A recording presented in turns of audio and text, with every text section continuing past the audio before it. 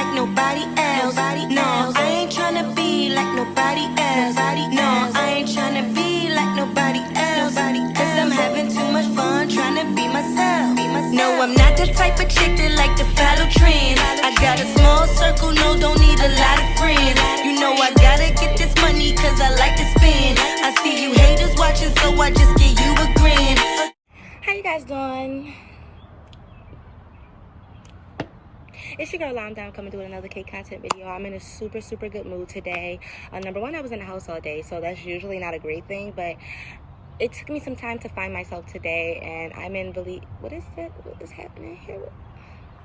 Damn, new growth is trying to expose me and shit. Like, listen, I'm going to get some touch-ups done. Y'all know I haven't even been out here in North Carolina. What is happening with this plant? Like, this is a rebellious bitch.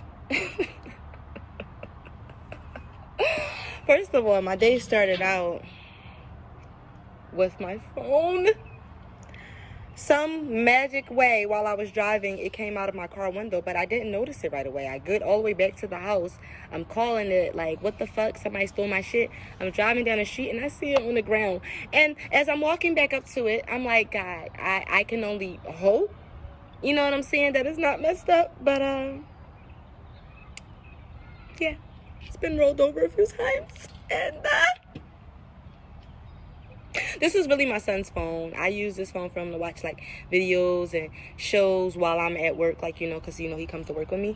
And I use my other phone for GPS and music or whatever the case may be. But now I got to get my screen fixed.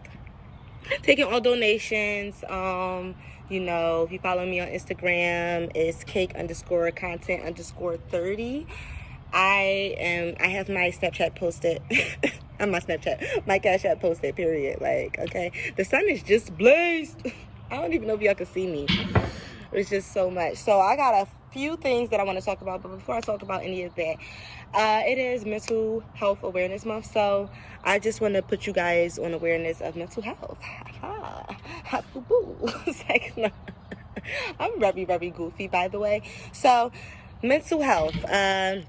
I hit on this in one of my other videos, was saying, like, you know, mental health is a real thing. I've definitely experienced anxiety, depression more so.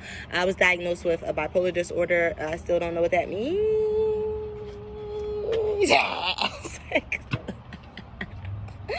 Maybe that's what it means. It's like, no, but I was diagnosed with a personality disorder, so I don't know, like, they tell you that you have a lot of things and you don't even be having shit. Motherfuckers will tell you that you got AIDS and you don't. Motherfuckers will tell you that weed will kill you and it won't.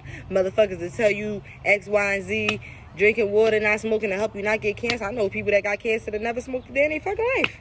All I'm saying, all of that to say is that if you realize or feel like you are having depression or anxiety or bipolar disorder or personality disorder or anything like that, you know, go seek help or just talk to somebody. You know, it's not something to be ashamed of. You know, a lot of people get ashamed that, you know, they have like a mental disorder. Listen, that means more people going to stay the hell away from you, okay? And that's on period. So don't worry about nothing that nobody's trying to tell you about yourself. Fuck them. Moving right along. Okay, so we're going to be talking about Shamea the God and Kelvin Hunter. You guys know who Kelvin Hunter is, right? That is the ex-husband of Wendy Williams. Everybody who knows who Shamea the God is. If you don't know who Shamea the God is, I don't know what to tell you. But he does a podcast, The Breakfast Club. He also has Brilliant Idiots with Andrew Schultz. He also has Revolt TV, which is, I think, what runs Breakfast Club. And now he just started his own network called The Black Effect. I don't know if it's a network or if it's a YouTube channel. I'm not really sure. I'm not going to lie. But I think that it's a network. As far as I know, he has his own YouTube channel, and he just started doing, like, he did like a few interviews. The first interview I think was the Gucci Man interview, but I don't remember nothing else from that station. Charlamagne is on a lot of platforms, so to be honest with you, I don't know everything that he's on. To make a long story short, Kelvin Hunter was talking all this shit, like, you know, a few days ago, saying, oh, I'm going to expose Charlamagne for the person y'all don't really know who he is, and yada, yada, yada, yada, yada. And come to find out, he's bringing up an old-ass case that happened some years back, like years, like at least I think it was almost 20 years ago, but it was like 17 years or so ago, and trying to say that Charlamagne was being accused of rape. I think Funk Flex was playing it on his radio station. He got a problem with Charlamagne. Funk Flex, I mean, has a problem with Charlamagne because Charlamagne basically called him out and said, like, you be beating your wife. You know what I'm saying? Charlamagne do a lot of shady shit, and don't get it fucked up. I fuck with him, though. But Funk Flex, like, yeah, you be beating your wife. It's given very much. It's a no for me.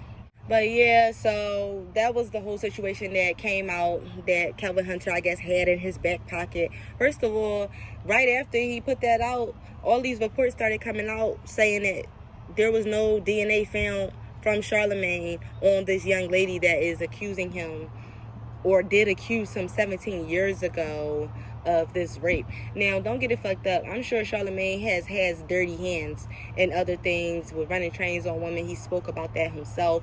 I'm sure there was a situation where someone didn't feel like it was a consensual situation. I'm not trying to put that on that man. All I'm saying is, what's done in the dark will always come to the light. Whatever the case may be, he doesn't seem like he's trying to like run away or hide from it. But it's like, Kelvin, you bringing up something that's 17 years old. You was making it seem like you had some information that just happened last week. Who the fuck give a fuck about something that happened 17 years ago, especially when there's no proof that his DNA was there? There's only proof that his DNA wasn't there. So now what? We want to know, did you fuck that man that said that he fucked you, Kelvin? We need to know, did you fuck him? That's what I want to know. I'm not going to lie. Like, that's really, really, really what I want to know. And then once you tell us that, once we find out about that, like, you can go back into hiding with your girl that's not even that cute. Yeah, I think that that's what you need to do. Like, that needs to be your next decision. Like, you need to, like, go away. Moving on from that, we're going to be talking a little bit about... Alright, so it came out, it was being reported. I'm actually going to leave the link at the bottom of my screen for House of Aaron. I didn't mention him in my last video, but he's also someone I watch, one of my YouTubers that I watch. He was saying that it came out, I'm going to leave the link in my description for his video, that it came out that Shamea, for those of you who watch Real Housewives of Atlanta, Shamea was the one that hooked up Porsha with the African, Simon, who is Fallon's soon-to-be ex-husband come November. Everybody knows that Shamea has the African connection. Her husband is also Nigerian or African or something. I know he's African. I don't know if he's Nigerian. And then y'all keep forgetting that seasons ago, when Claudia Jordan was on, I think that was season 7 or 8, she accused Porsha of messing with a married African then, right?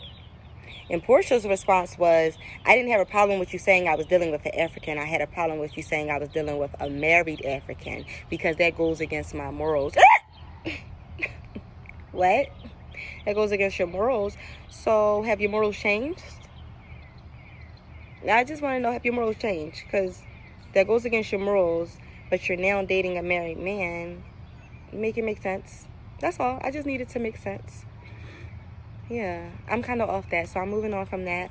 I'm not hitting on T.I. and Tiny. I'm kind of off them as well. I really wanted to speak to you guys a little bit about living in a male-dominated world. That is the premise of my video. That's the main event, quote-unquote. But a lot of you guys, you can vouch if you're a female and you're in a certain work field, or any work field, honestly. If the man is also in that work field, 9 times out of 10, usually the man is getting paid more than the female. Necessarily, it doesn't always have to be race. It's not always race. Females have it harder in life, but black females have it the hardest. I think that we might even have it harder than black men. See, black men do have to deal with, you know, the police brutality. They have to deal with being, what is that called when they... I forget what it's called. They have to deal with being racially profiled. But we deal with being racially profiled too. So it's like, I mean, the men do deal with a lot. I'm not trying to take anything off them. But when it comes to being a black woman in America, we're the most unprotected. We're the most disrespected. We're the most undervalued. We're everything negative. You know, we don't really get a lot that is owed to us. We're always getting underpaid. We have to work 20 times harder than someone else that's at that job. I've been a cook for over 10 years. I don't cook anymore. And the reason, honestly, why I stopped is because the last kitchen that I worked in, I was a sous chef. And I had more experience than the guy who was over me.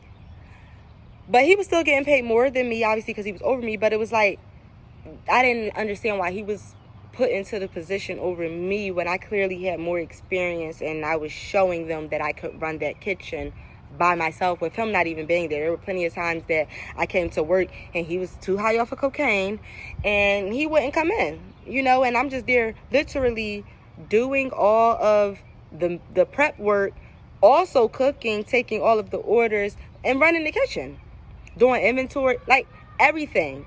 And I was making what, $37,000 for the year? That's fucking pennies. Busting your ass. Like, food service is one of the least paying jobs. And anybody that's done fast food or any type of that, people talk shit about people that work in fast food. Those are some of the hardest motherfucking workers. And you can best believe that even in the fast food world, women are still getting paid considerably less than the men are in that same position. I will never understand why we're just less valued. We do more work, not just at jobs in life. We raise the kids. We have the kids. We're pregnant with the kids. We have to get a period. We have to deal with the emotional turmoil that these men that we raise, okay, put on us. You understand what I'm saying? It's just like, I don't understand. When are we going to get our just due? When is it going to be a female's time? When is it going to be a black woman's time? There are situations where a woman will get what she's owed, but let's be for real, that's few and far in between. 9 times out of 10, a woman is underpaid, undervalued, and unprotected. That's the 3 things that we usually are in most situations. So I just wanted to be the first one to bring that to your attention. What can we do to change this? Honestly, I have no idea, because this is a mindset that has been implanted and is growing. So this is not going to change anytime soon. You talk about changing, like, you know, us having, you know, the same equal rights as women. Black people don't have the same equal rights at all. So we have to do that. I think that has to come before, like, the women. I'm sorry to say that as a black woman, but we have to get rights as black people, period, first, before we can start saying, okay, now, you know, because I feel like if we get the rights as blacks, you know, as one, if we get those rights, that kind of is to trickle down. So then the females will start to get the money that they deserve. They will start to get the recognition that they deserve. You know what I'm saying? So that's just how I feel about that. I'm going to be posting my next video probably tomorrow, the day after. Make sure you guys like, subscribe, hit the notification bell, leave a comment, share if you care. And I will see you guys in the next video. Ooh.